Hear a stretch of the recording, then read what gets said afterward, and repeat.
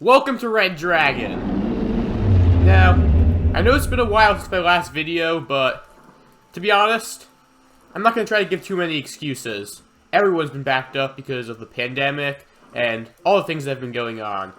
To be honest, I'm kind of just happy to be back, and the mod I'm looking at today, Wyrmroost, is one that fits my channel perfectly. And it's a mod that adds all kinds of dragons, all of them tameable. You can kind of see, this one right here is my personal favorite. After all, it's a RedDragon, my channel mascot. So today, I'm going to be going through this mod. Wyrmroost is relatively new as far as mods go, but it's still very well done. And the textures are pretty beautiful, to be honest. It's definitely something worth trying out. The only problem I do have with it is that it doesn't work with older versions of Minecraft.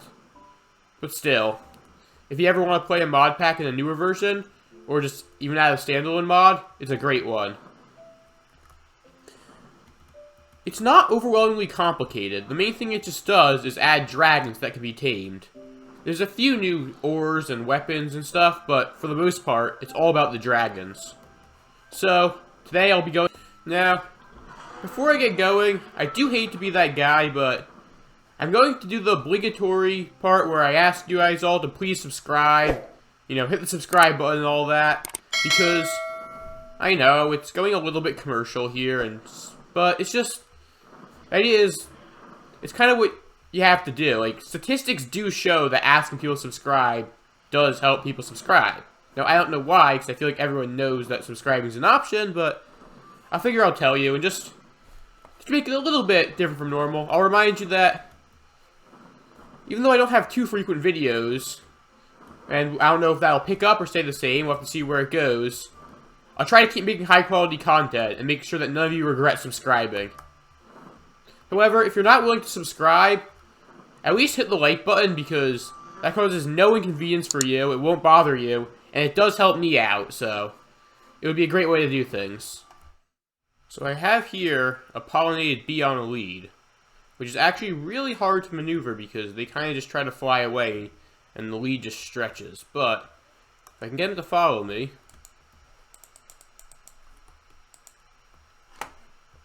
I should be able to lead it fairly easily over to the Alpine.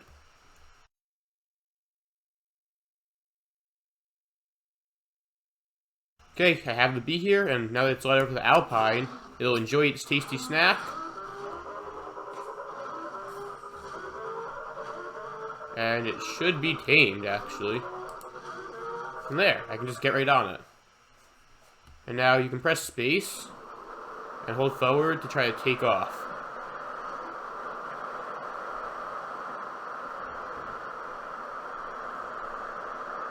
Now be careful here. So, holding space doesn't actually let you go forward, it's just for taking off. So the idea is, if you want to go up, for example... Okay, something to know is that space isn't what makes you go up.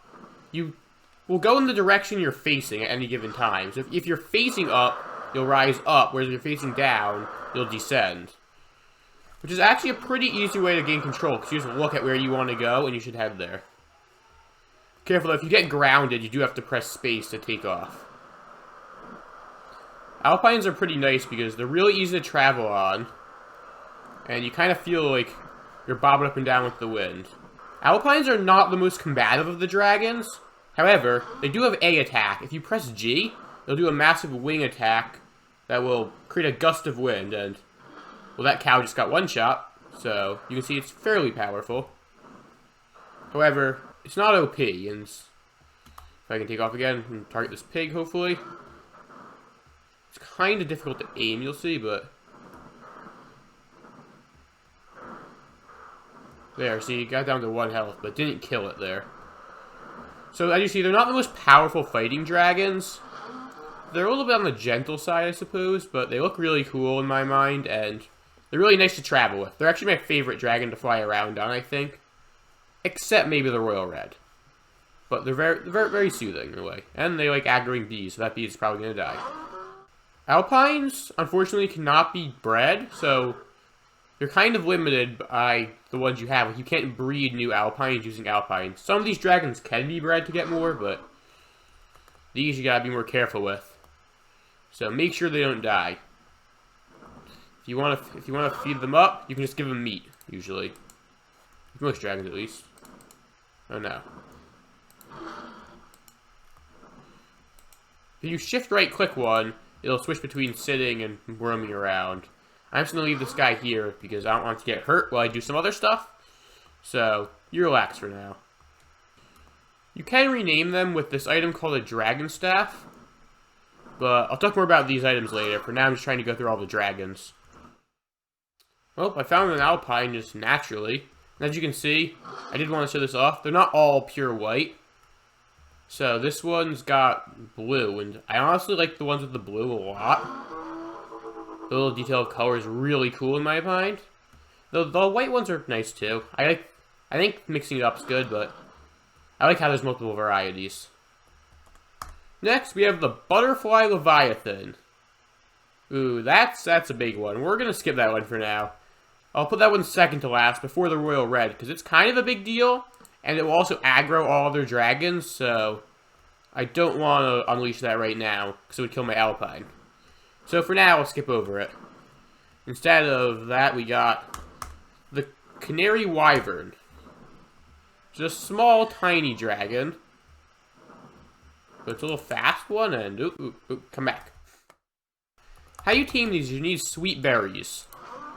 However, if this one keeps flying around, it's going to be hard to catch up to. Okay, just stay still and eat these. It's going to take some tries, but there you go.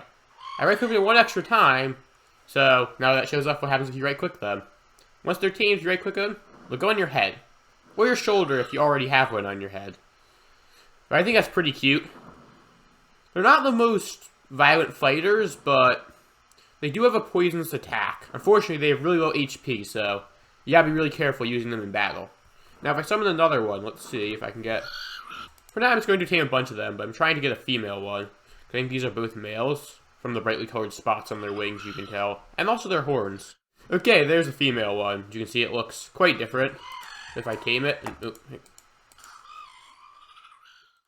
I'm probably have to cut most of this off while I chase this thing down, but as you can see, I have these nice dragons just gliding along with me.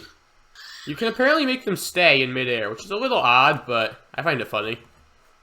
Now let's see if I can put one of these down so I can go pick up that one. There. So just shift and the dragons on you will come off. And now here I have these two dragons here. So, if you feed a female one of these sweet berries,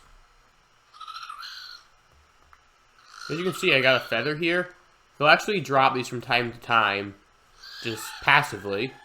Kind of like a chicken drops eggs. It's supposed to be that they're almost preening themselves, it says in the description. So, I guess it's a good way to passively generate feathers. But the idea is if you feed a male one and a female one sweet berries, they'll lay an egg. So, you can get a whole swarm of these fairly easily if you really want. Okay, well, we're back here. And I guess it's time to show off the next dragon. So, without further ado, here we go.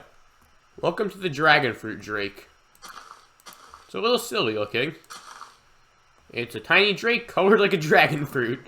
But it's a little clever, because dragon fruit and dragons.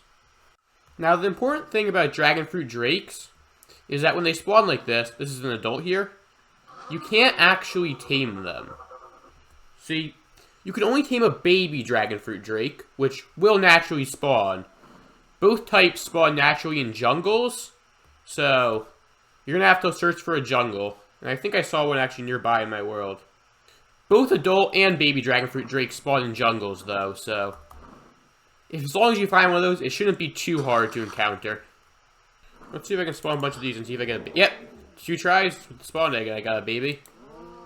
But right here, these guys. What you're going to want to do is you're going to want to get some apples. The adults will be hostile, so you got to be careful, but you can get a baby alone. You can feed it apples, and it'll become friendly. And it's basically that simple. So now you have a tamed dragon fruit drake.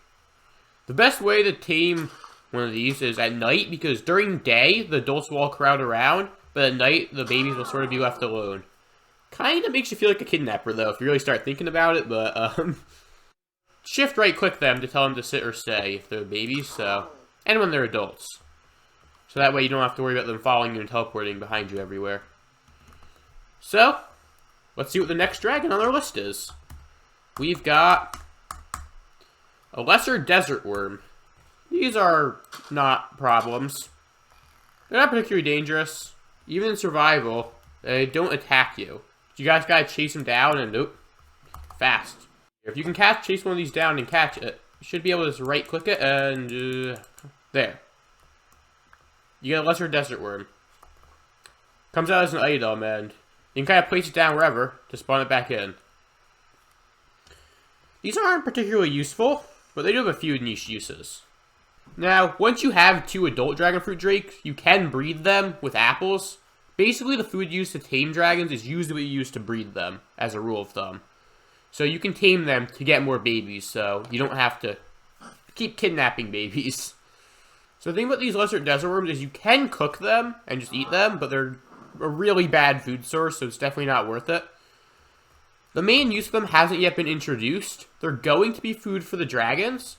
However, they aren't yet, so they're kind of pretty useless unless you want a pet. If you ever want to find these, you just gotta go to an area with sand and just get lucky. Beaches, they're pretty uncommon, but in deserts, they're much more common. Oh, hello. I'm pretty sure this thing here is the next on our list.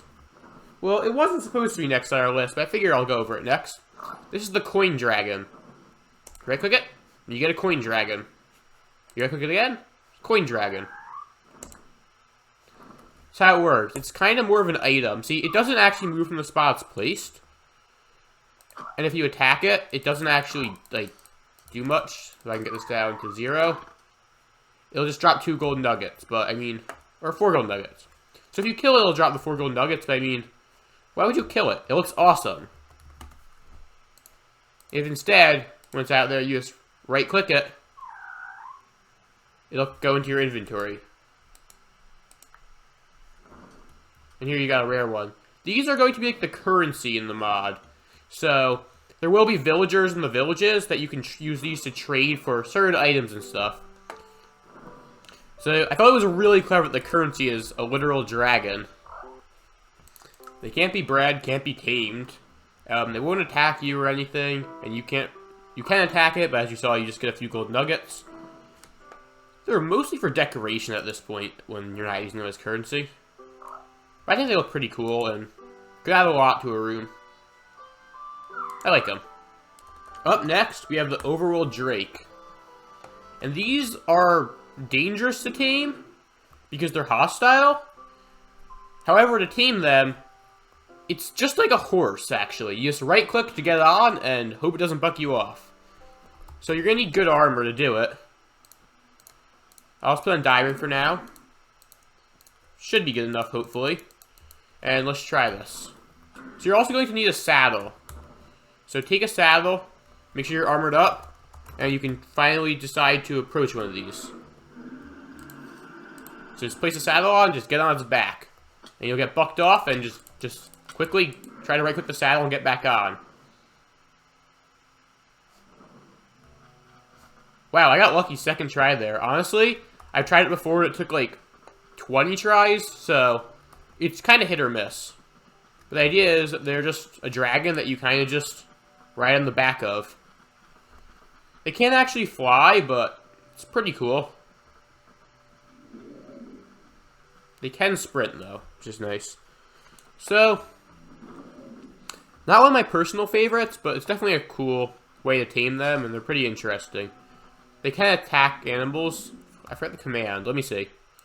With V, they'll do a little headbutt attack, basically. That's pretty powerful, actually. You see it one-shot a pig. If I try it on a creeper, you see it does 8 damage. Which isn't bad at all. So they're pretty powerful. We'll give them that. And then, like the other dragons, you can shift right-click them to tell them to sit. Up next, we have the Roost Stalker. Whoa, where'd you go? Oh, hello. Little tiny guy. these things are difficult to tame. So the thing about roost stalkers is, first off, they're kind of problematic because they don't actually attack you. They're neutral. If you attack them, they'll attack you. But they're fairly common, appearing in every biome, and they can steal items from chests, which is really disastrous if you have some really good items in these chests. Now, I guess the lore behind them is kind of like stealing from other dragon nests. And kind of emphasize this, the way you tame them is you have to feed them dragon eggs till they agree to follow you. And the dragon egg is a pretty valuable thing. It's hard to get, so you're probably not going to want to do that too early. But if you want one of these to follow you, you're going to have to get your hands on some dragon eggs that you don't particularly care about. Here I have some dragon fruit drake eggs. And now if I go over to this guy here. Oh, hey, come down. So over to this guy here. And feed him. It failed. And it failed. As you can see, that's just 2 wasted dragon eggs there. So you can see why you don't normally not want to do it. There. It took 4 eggs to tame this guy. But now, he can come on my head. He's kind of cute, I guess. They're pretty weak fighters, not particularly powerful. I feel like they're not worth the effort, but I mean, once you have a surplus of dragon eggs, it might make sense to tame some of these. They look kind of cool when they're sitting down. You sit back down. We're on to the butterfly leviathan, and these are a serious problem. First, you're going to need some meat, and if you actually want to tame one, you're going to need to make sure it's raining. Now, this is notoriously difficult to tame. Besides the royal red, these are the most dangerous dragon here, and they're actually the only type of water dragon. So, meaning they'll spawn in the water, and they're really powerful. They can go faster than boats, they can chase you down even if you're in a boat. They can kind of just destroy you. The only way to tame them is you have to lure them onto land, which is difficult because they can easily kill you. So, I'm going to give this a try. So basically just lure them onto the land, get them to follow me, hopefully. They are hostile, so they should aggro you.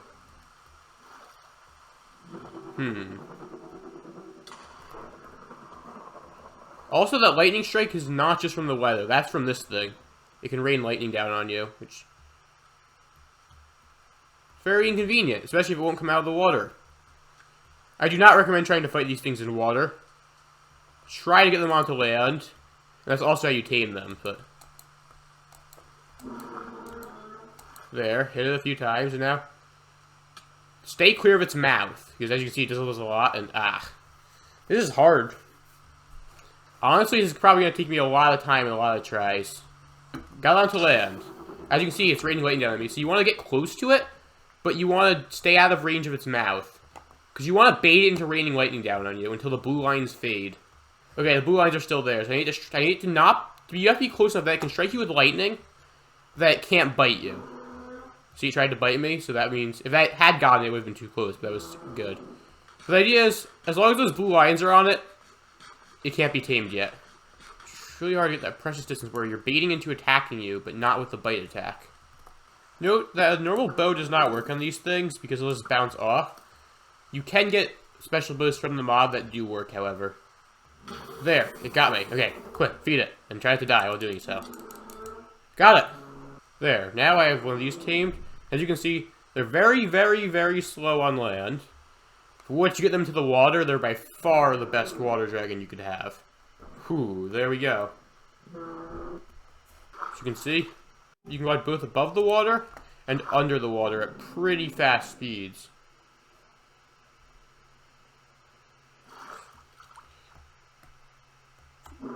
Press V, they'll do a little bite attack. And I think if you go under, then go up fast enough, you can jump out pretty good at a pretty good height. So yeah, these are definitely really cool to have for underwater travel.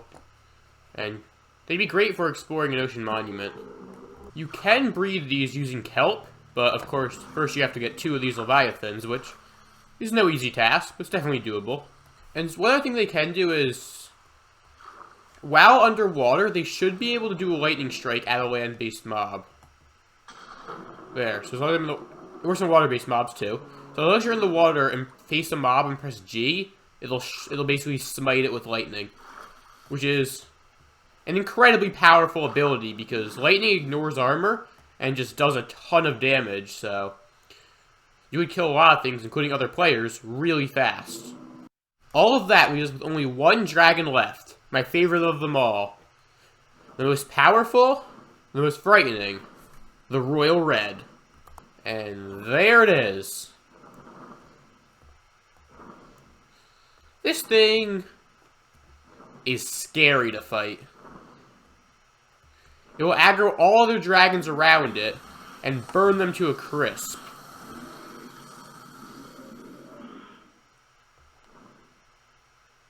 It is merciless, it is fast, and it's powerful. And also gives death messages that are hilarious. That made me laugh. I did not even know it was going to do that, honestly. But that was very funny to me. And that leaves us with just one dragon remaining. The best of the bunch, in my opinion. The Royal Red. So right here, the Royal Red Dragon is a classic large red dragon that, here you see it right next to the Alpine. It's bigger than any of the rest. It's much stronger, and its breath attack is pretty devastating and can kill all the other dragons, essentially. These guys, in addition to having all these strengths, being super powerful in close range, super powerful at a range, super fast flyers, and just looking all around pretty badass, these guys are pretty much immortal. They're really hard to kill. To tame them, what you have to do is you get to fight one of them, you have to lower its health enough. Which can be very difficult as their hitboxes are almost non-existent, they're way too fast to follow, and they are just monsters when it comes to attacking. Now you get to see why I called them immortals, because when you get them down to 0 health, it won't actually die. It'll just lie on the ground. And I guess you can kill it if you just whack it after. But the cool thing is, it doesn't just die here, it just goes into the state where it kind of can't fight anymore. And then you're supposed to wait a bit. According to the wiki, you're supposed to wait 2 minutes. Although I found to be a little bit over 2 minutes usually is better. I don't know, maybe I would just have my timing off by a little bit. But wait about 2 minutes, and then try to feed some sort of meat to it. Well, now that I've waited 2 minutes, I can try to feed the dragon for a chance to tame it. There. You don't need a saddle to ride him, but I can just right-click and get on his back. So I guess just feed him a few times, and if you miss your chance, you just kind of gotta knock him out again. But, let's be honest. This looks epic. So just press space, and you can take off really easily. And if I switch out of F5 mode, it should be much easier to fly. And now, just whatever direction you want to go, just face towards, and just point forward.